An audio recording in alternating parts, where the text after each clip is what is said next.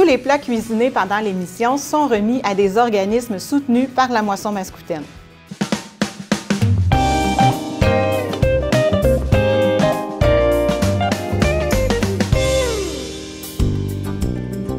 Avant la Moisson Mascoutaine, chaque organisme devait aller glaner de la nourriture un peu partout dans les commerces et les industries alimentaires de la région. Aussi, chaque paroisse avait leur guignonnet pour aider leurs pauvres de leur paroisse.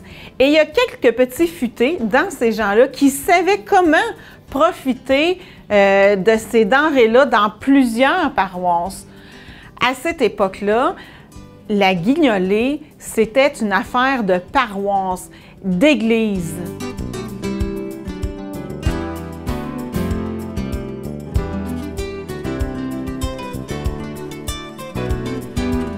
Bonjour Nathalie! Bonjour! Ça va bien? Oui! Nathalie, tu travailles à la moisson depuis combien de temps? Seulement 1 mois et demi. OK. Qu'est-ce que tu as été engagée? Pourquoi, dans le fond?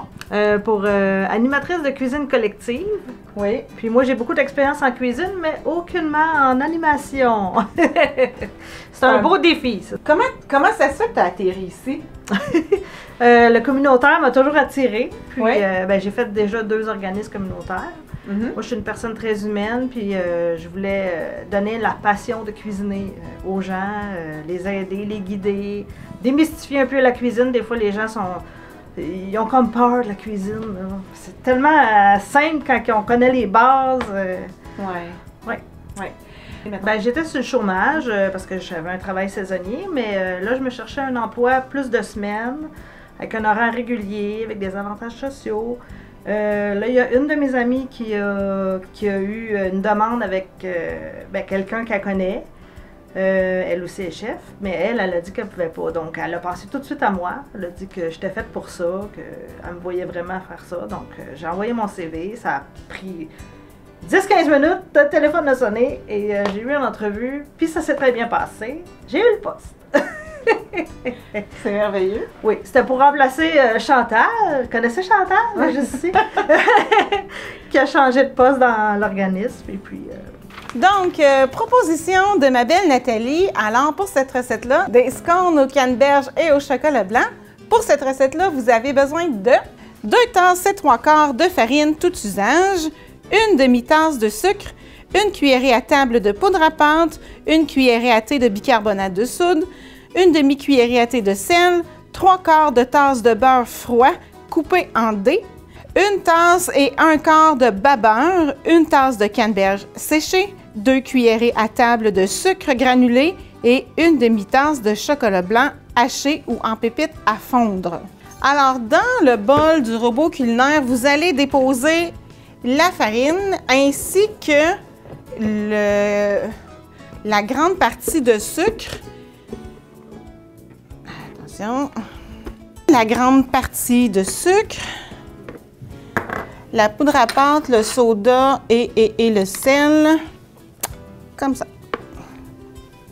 Et voilà, on va fermer le robot culinaire. On va mélanger ça juste un petit peu.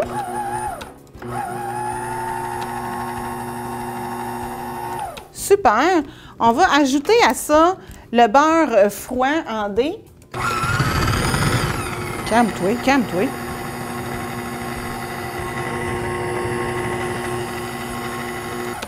Et voilà, ça c'est la texture, comme ça fait comme du sable un peu, là. Et là, je vais ajouter le lait de beurre.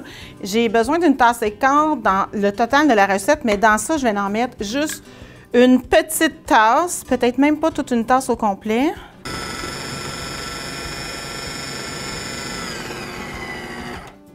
Texture, pâte à tarte, c'est parfait. Quand je pince comme ça, là, ça reste en pâte. C'est parfait, ça. Donc, j'enfarine mon plan de travail et je vais sortir la pâte de mon robot. Attention au couteau. Alors, notre pâte à scone, ça ressemble beaucoup à une pâte à tarte.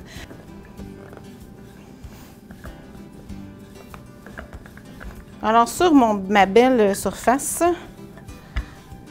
je vais répartir les canneberges.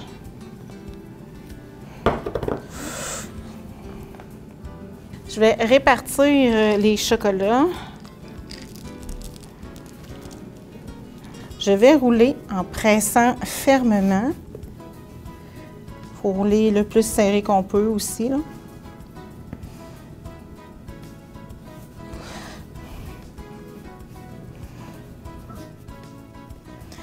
Excellent. Et puis là, quand notre rouleau est fait, on va le presser comme ça. Le but, c'est pas qu'il allonge, mais c'est qu'il s'aplatisse puis qu'il s'élargisse. Fait qu'on essaie de garder le 45 cm. Là, il faut que ça mesure à peu près 1,5 pouce de haut. On va couper ça en, et on dit 7 triangles, 7 rectangles. 1, 2, 3, 4, 5. C'est 7. Et ensuite, on va couper ces rectangles-là en triangles en coupant sur le biseau comme ça. Ensuite, je vais déposer ça sur des plaques à biscuits. Ça va prendre 2 plaques à biscuits pour déposer ça. Et ce qu'il me reste à faire ici, ça va être de prendre un petit pinceau à badigeonner. Puis, on va badigeonner de bas beurre les scones. Ça va les aider à dorer. Je vais saupoudrer avec le 2 petits cuillères à table de sucre que j'avais dans mes ingrédients. Je vais envoyer ça dans un four à 425 pour à peu près 20-22 minutes.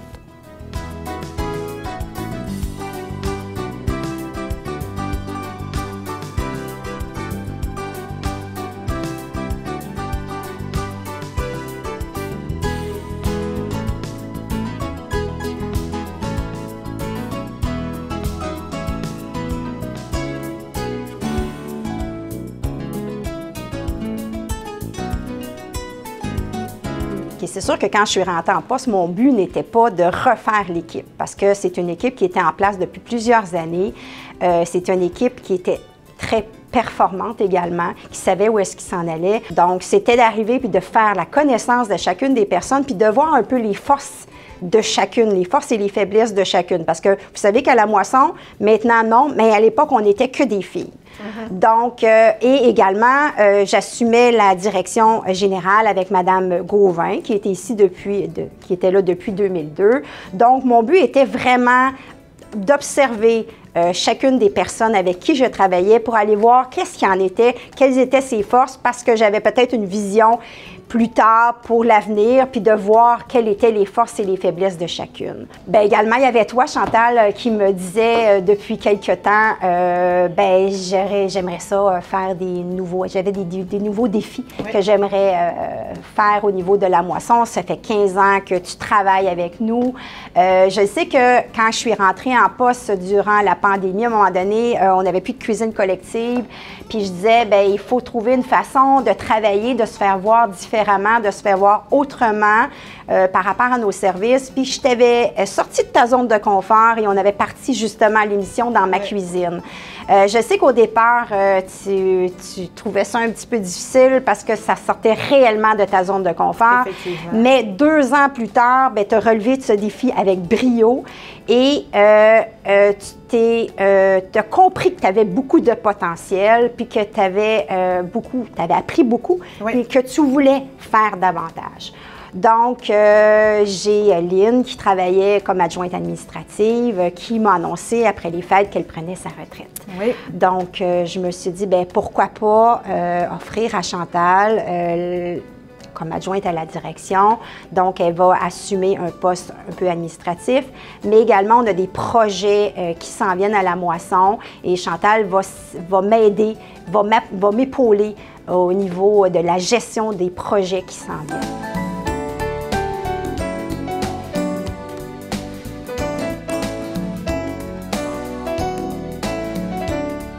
Je présente Mylène, animatrice de cuisine collective. On a été longtemps des proches collaboratrices. Oui. Et puis, comme Mylène est une cuisinière hors pair, je lui ai demandé de venir cuisiner sa recette. On va cuisiner des champignons portobello farcis à la viande à fondue. Ça? Pas mal ça. Donc, pour cette recette-là, on a besoin de 1 cuillerée à table de beurre, des champignons portobello, 1 demi poivron rouge, 1 demi oignon haché, 1 cuillerée à table de vinaigre balsamique, 3/4 de tasse de riz à l'italienne ou de riz arborio, 1 tasse et demie de bouillon à fondu, un emballage de viande à fondu au choix et 1 tasse de fromage fort ou de fromage râpé au choix. Plus le fromage est goûteux, plus votre champignon va être bon. Donc, première étape, ça va être de faire les champignons. Parce que nos champignons, on va les faire cuire sur la plaque, mais on doit enlever toute la partie lamelle à l'intérieur pour pouvoir le farcir, hein, qu'il y ait de la le place. farcir. Et en même temps, ça va faire moins d'eau. Puis on va vraiment creuser au maximum pour aller chercher le plus d'espace pour la farce. Puis quand c'est fait, on les dépose sur la plaque et on va les saler poivrer comme il faut pour avoir du goût. Là, on en met allègrement. Puis moi, un petit truc que je fais, c'est que je les mets à l'envers. Comme ça. Ah oui, fait que l'eau s'égoutte. Les gouttes, oui, elles s'égouttent, mais pas juste ça. Moi, j'ai remarqué que la forme du champignon change moins. Aujourd'hui, on va prendre le bouillon à fondu, mais ça aurait pu être 1 tasse et demie d'eau avec un sac de poudre de soupe à l'oignon. Ah oui, un sachet de soupe à l'oignon. Un sachet. On va pouvoir mettre notre viande à fondu. Donc, on brasse un peu juste pour qu'il y ait du liquide partout. Puis là, on attend un tout petit peu jusqu'à temps qu'il n'y ait plus de rosée dans notre viande. Pendant ce temps-là, on va aller, je pense, rincer le riz. Oui. Quand on a enlevé toute la viande, ça se pourrait qu'il y ait moins de liquide parce qu'il y en a qui est resté un peu avec la viande. Donc, on en rajoute juste un tout petit peu pour être certain que notre riz a assez liquide pour gonfler. Donc, on en ajoute peut-être même pas un quart de tasse. Et on va brasser pour avoir un riz qui va coller, mais pas trop. Ça, en tournant, ben, on fait quand même sortir l'amidon. Là, je vais quand même sortir une planche à découper parce que là, il faut qu'on coupe nos pieds de champignons. Et on va les faire suer avec tous les légumes. C'est-tu suer ou sauter, là? Ah, sauter, suer, sauter. Je me trompe tout le temps d'interne. Bref, on les met dans la poêle. Est-ce que tu ajoutes un petit peu d'huile pour pas que le beurre y brunisse? Non, pas nécessaire parce qu'on ne va pas faire une cuisson super longue. Okay. On aurait pu, si la température aurait été haute, là, on aurait pu mettre moitié huile, moitié beurre. Et le poivron va jeter de l'eau aussi, le champignon aussi, donc c'est pas nécessaire. Ça, ma chérie. Voilà.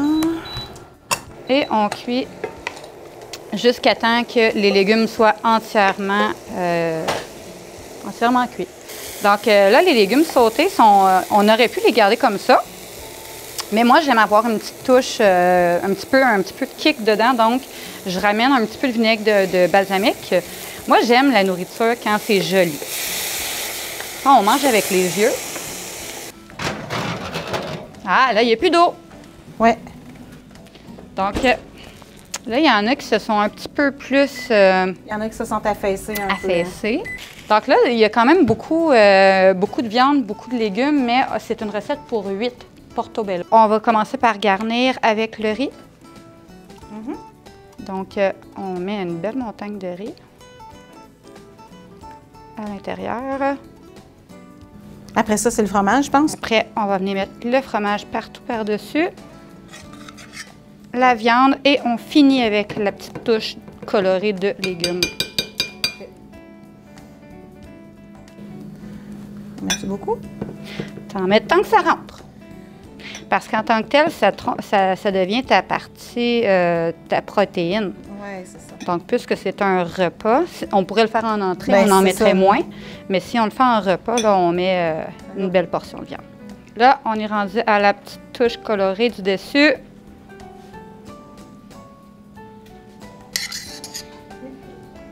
Et voilà, les champignons sont prêts à aller au four à broyer. 4-5 minutes? 2-3 minutes. Juste le temps que le fromage fonde. Parce que là, c'est pas un mozzarella, donc il va pas griller comme... il va pas faire un gratin. Oui, oui. Ça va être juste pour faire fondre le fromage, puis en même temps, ça va faire figer notre viande à fondue dedans. Ça va faire un champignon qui se tient mieux. Parfait.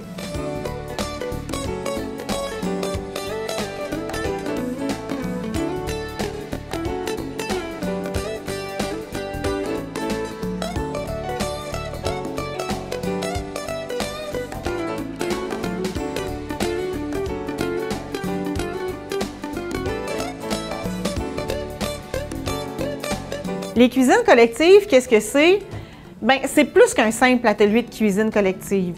C'est d'apprendre les rouages de base de la cuisine, c'est d'avoir accès à de la nourriture de qualité à faible coût, c'est d'apprendre à composer des menus sains et variés, c'est de rencontrer des nouvelles personnes, se créer un réseau social, c'est découvrir de nouveaux aliments, c'est de se familiariser avec les meilleures pratiques d'achat en matière d'alimentation et c'est d'apprendre dans une ambiance qui est conviviale avec de l'accompagnement personnalisé puisque c'est toujours une cuisinière d'expérience qui vous accompagne. Les ateliers ont lieu une fois par mois dans un centre de loisirs de la MRC ou dans un centre communautaire. On cuisine toujours une entrée ou une soupe ou une salade, 2 plats principaux et un dessert pour minimum 4 portions chaque recette. Bien sûr, il y a un coût modique de 20 $ par cuisine collective par participant. L'autre chose qu'on demande aux participants d'apporter, c'est les contenants pour amener la nourriture chez eux. Alors, pour une question d'économie et pour une question d'écologie, on trouve que c'est beaucoup mieux comme ça.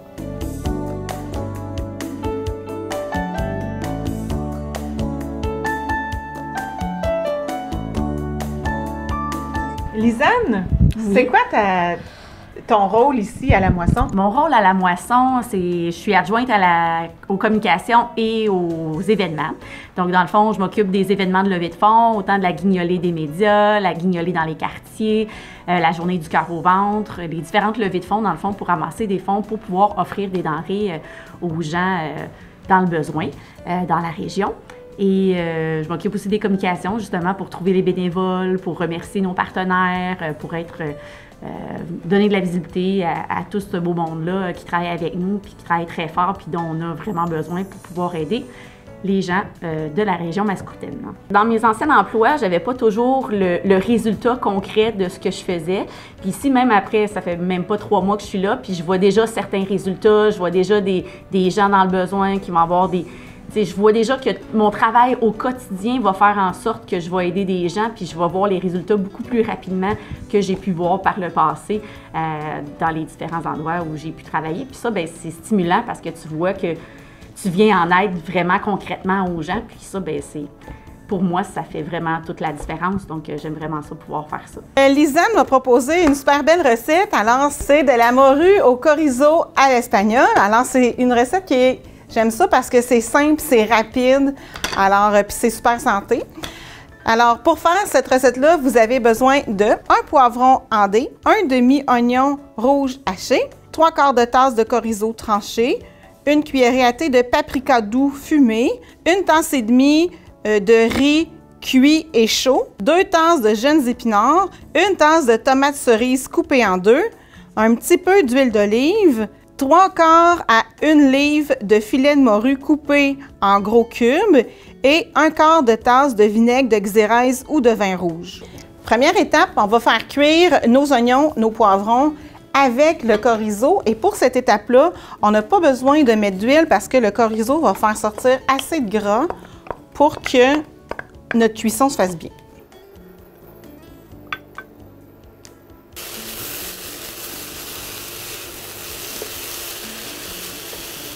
Donc, les légumes sont al dente et on va arrêter ça là. Je vais répartir mon riz. Là, ici, j'en ai beaucoup plus qu'une tasse et demie. Là. Je vais répartir mon riz dans les bols. Puis là, on veut faire quelque chose de cute. Fait que, on va prendre les tomates. On va les répartir. On va les mettre sur le riz, mais tu sais, comme juste sur un côté.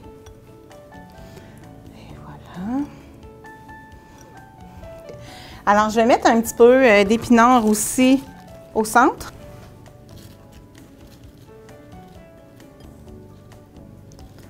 Excellent. Et je vais prendre ma poêlée de légumes et de chorizo, puis je vais venir le mettre de l'autre côté de les épinards. Ça fait quelque chose de vraiment super beau. Dans ma poêle, je vais mettre de l'huile. Et je vais faire cuire la morue bien dorée de chaque côté.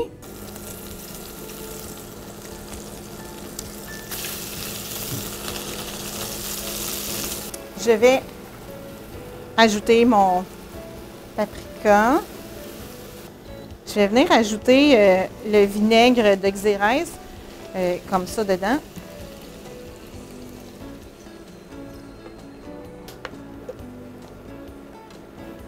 Et voilà, c'est prêt. Je vais mettre la morue sur les bols. On ne se gêne surtout pas pour aller verser le fond de notre poêlon. Et voilà, c'est prêt.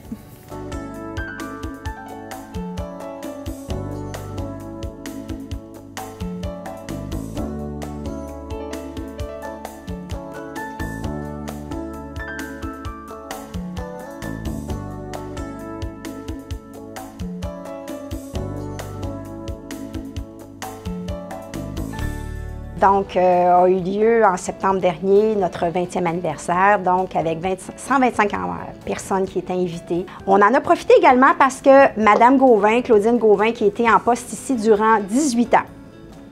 Donc, quand elle a quitté, c'était en pleine pandémie. On aurait voulu pouvoir faire quelque chose pour elle, mais malheureusement, tout était fermé.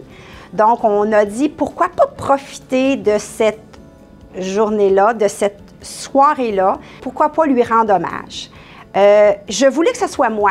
C'est sûr que je ne connaissais pas énormément Claudine, juste avoir travaillé avec elle 4 mois et demi, mais je voulais quand même que ce soit moi qui fasse le message. Très simple, parce que je voulais reconnaître le travail qu'elle avait fait, lui dire merci, merci d'avoir travaillé à la moisson, merci de me donner, de me remettre la moisson, mais dans cet état-là, de passer le flambeau, mais que je voulais reconnaître ce qu'elle avait fait, fait que c'était pour moi important. Mes collègues ont accepté de faire le Vox Pop à condition que je réponde aux mêmes questions qu'eux autres pendant les émissions. Alors, ce que je vais faire maintenant, je suis à la moisson depuis 15 ans maintenant.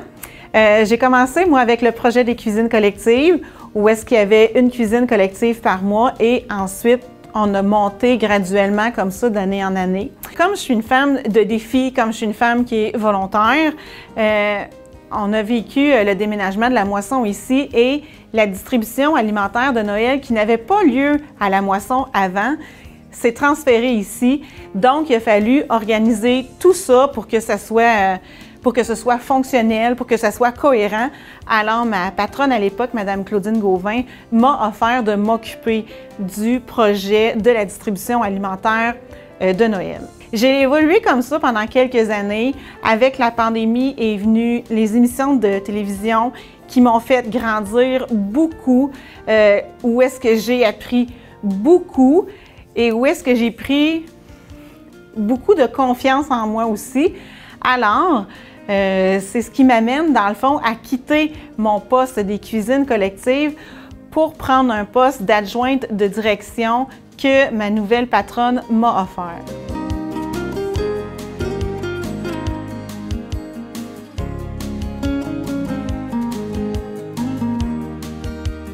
Ma recette à moi, c'est des crevettes au lait de coco et à la coriandre.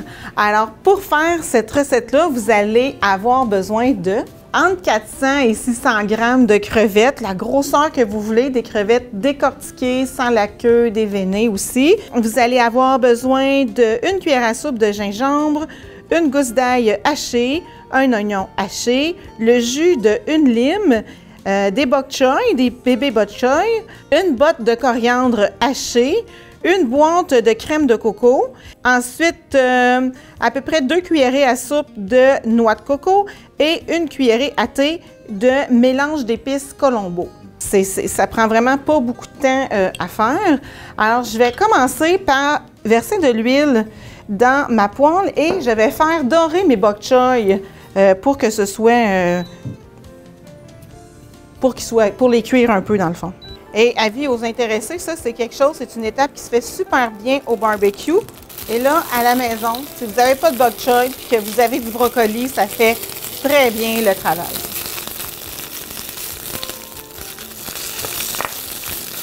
C'est super beau. Ça prend vraiment pas de temps à faire dorer ça, hein? D'accord. Donc, dans la même poêle, on va envoyer les oignons, l'ail, le gingembre.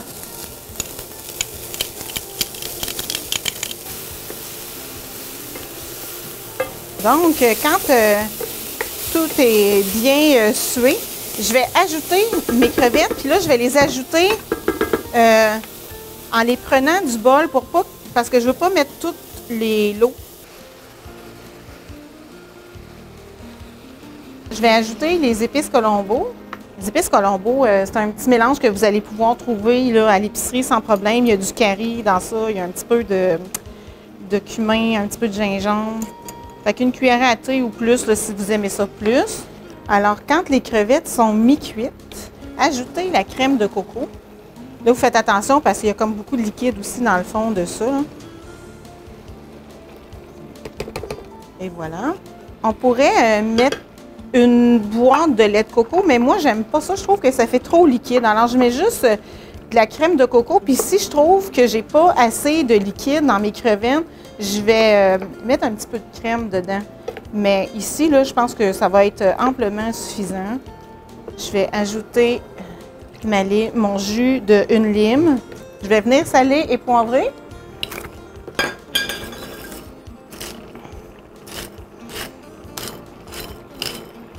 Et voilà. Alors, quand les crevettes sont toutes cuites, je vais ajouter ma noix de coco.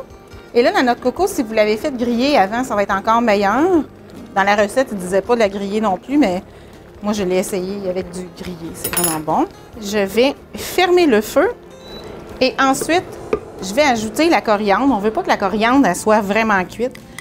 Puis, ça va ajouter une saveur là, extraordinaire.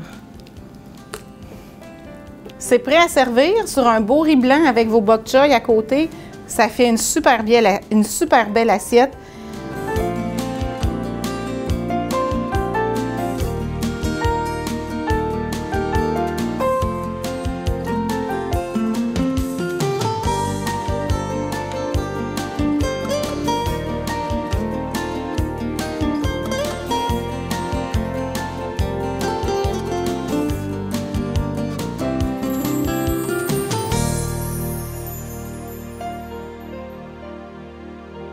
Pour revoir toutes les émissions et pour avoir toutes les recettes qu'on a faites au cours des 2 dernières années, je vous invite à aller visiter le site de la Moisson Mascoutaine.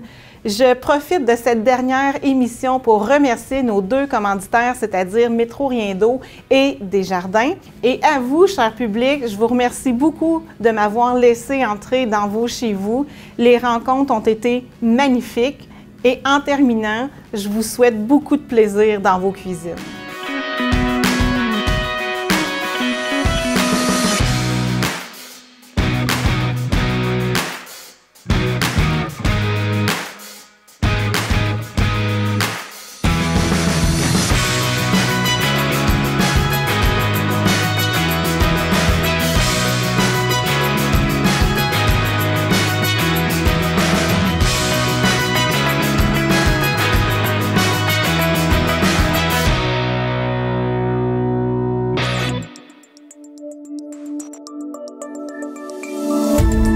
Cette émission d'Accès est appuyée par Cogeco et est rendue possible grâce à la collaboration de la communauté avec Nous TV.